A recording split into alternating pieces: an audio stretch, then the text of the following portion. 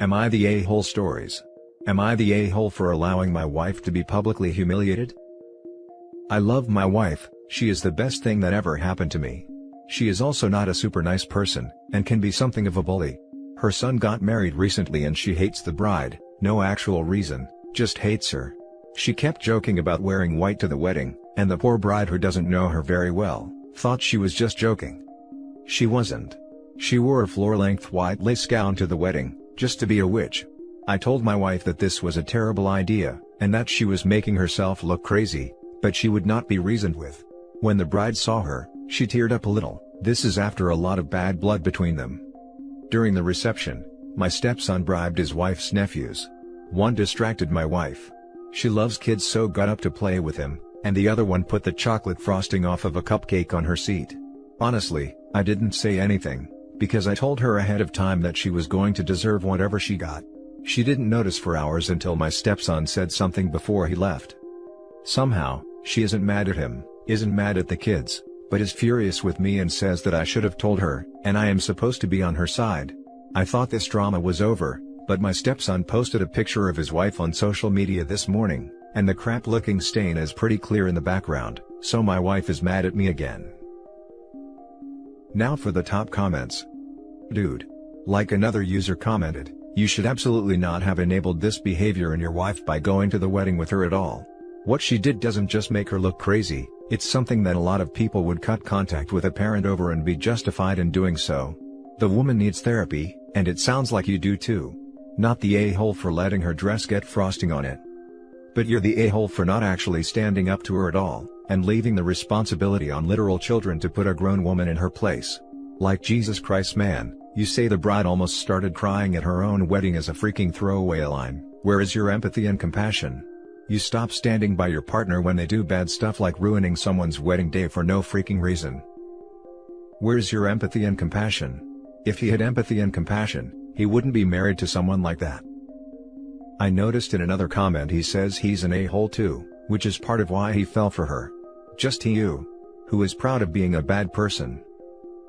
And how is this bitter, antagonistic person the best thing that ever happened to you? I am really curious. How does a vindictive hater become this in your eyes? Sorry, but I don't feel the least sorry that she was made an object of ridicule at your son's wedding. She took the first shot, a volley was returned, and her wound was the more fatal. Good. The a-hole here is your wife. She made her bed, let her roll around in the frosting for a while. You could maybe have told her about the butt stain if there was any hope that that would force her to change her dress. Do you suppose she has money?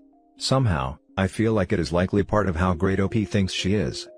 Aside from that possibility, the bar isn't set very high here, since he doesn't care if the bride cries or the pictures are full of butt-stained mother of the groom. The second best thing might be a joke heard in a 6th grade gym class that still gets repeated often. Everyone sucks here. Her for everything, and you for not doing more to warn the bride or your son. Why are you even with someone who you admit is a terrible person? Now for the next story. Would I be the a-hole for not sending my stepson to his bio mom's wedding? My stepson is 13. He has lived with my husband and I since he was 6. Before that he lived with his biological mother, if you could even call it that. She was neglectful. Her apartment was so disgusting that you could smell it from down the hall. Mostly, she would drop him at our place and pick him up 2 weeks later after many excuses about why she couldn't pick him up when she was supposed to, only to drop him off 2 days later. Rinse and repeat for about 3 years. The year he turned 6, she moved him across the country with no notice. We did our best to keep in touch with him, and when we found out she hadn't put him in school yet because he needs shots and I can't afford them, we were livid. He had medical insurance which would have covered any shots he needed. She just didn't want to put in the time to take him to the doctor.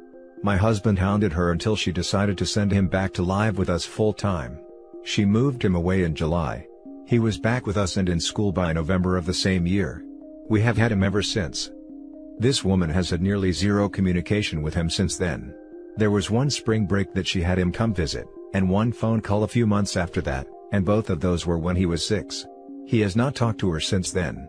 We send pictures and updates about every 3 months but she never comments on them or asks to talk to him. We have asked him and he said he barely remembers her. Now suddenly, out of the blue, she wants him to come to her wedding this April. She's upset that we will not send her child across the country to a place full of strangers for a week. Especially since we will be on our own vacation for spring break that same week, which we've had planned for months. Would we be the a-holes for not sending him to her wedding? Edit: yes. We've asked him. He doesn't want to go to her wedding because he doesn't know her. She is a stranger to him. Now for the top comments. Not the a-hole. She's not looking for a relationship with her son, she's looking for a showpiece for her wedding, so she can pretend she's not a terrible mother. Enjoy your trip with your family and ignore her. Precisely. Sending him would not be healthy, nor would it make him happy, quite the opposite. Not the a-hole, and please stick to your guns about not sending him. Not the a-hole. She just wants to show him off. Go on your family vacation and ignore her. Which is exactly what she'll do to her son for the week he's there, apart from a few photos on her wedding day. He doesn't even want to go, so it's a moot point anyways. He's old enough to decide for himself. I wouldn't want to spend a week with a bunch of strangers. Not the a-hole. She's looking for a wedding centerpiece, not a relationship with her kid. I would probably ask him what he thinks about going while not laying all your cards on the table for him. If he were to go out there, he's still young enough he would be very hopeful this was a start to a relationship with his mom. Adults know better, and you could argue it would be worse for him when it falls apart. First of all, I agree. Big not the a-hole. As a child of an absent parent, I'd like to jump off your second point. From a young age, I knew that I didn't want anything to do with the parent who did not acknowledge me.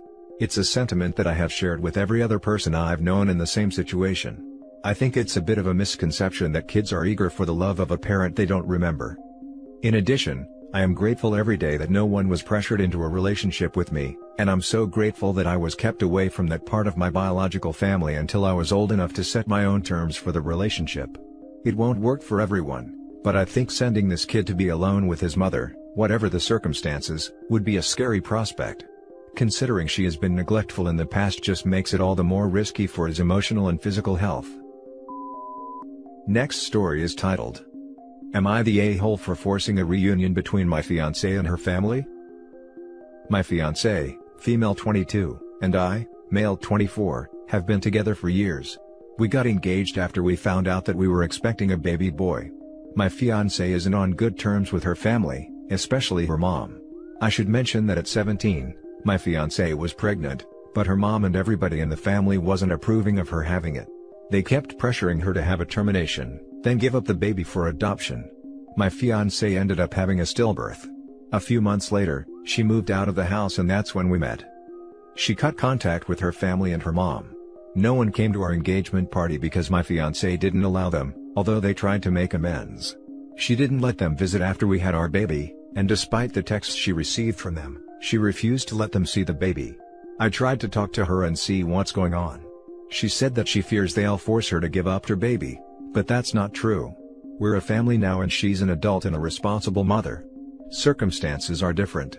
And also, they kept saying they want to meet their grandbaby. So, they love him and there was no harm if they treat him with love and compassion. She refused to discuss it. Her mom contacted me via my mother. She said she wanted me to arrange for a meeting with my fiancé because the family brought gifts for the baby and want to visit. I made arrangements and I ordered food, but didn't tell my fiancé until they were at the door so she won't try to make excuses. She saw her mom and family members at the door. She yelled when they tried to greet her and told them to leave before she called the police. I tried to calm her down, and that's when she said I was unbelievable for arranging for this visit. She kept yelling at me after they left, and said she no longer trusts me with the baby after I betrayed her by letting her family come over behind her back. I told her to just try to start over for the sake of our son, but she went on about her family being toxic, although they did all they could to reconcile. She's mad and isn't talking to me. She wants to go stay with a friend, saying I might invite her family again and cause her to stress out. But I just thought that was a huge overreaction, because if that was me, I'd probably just let go of what happened and move on. I just wanted to say that I already spoke to her family. They said they were willing to do whatever to mend the relationship. They pointed out that our son deserves a relationship with his cousins, because they want to see him, as well as the rest of the family. I've seen the kids, they're innocent in this and they want to meet their cousin, which is one of the reasons why I think that my fiancé is not thinking ahead and letting her anger and resentment affect her decision-making.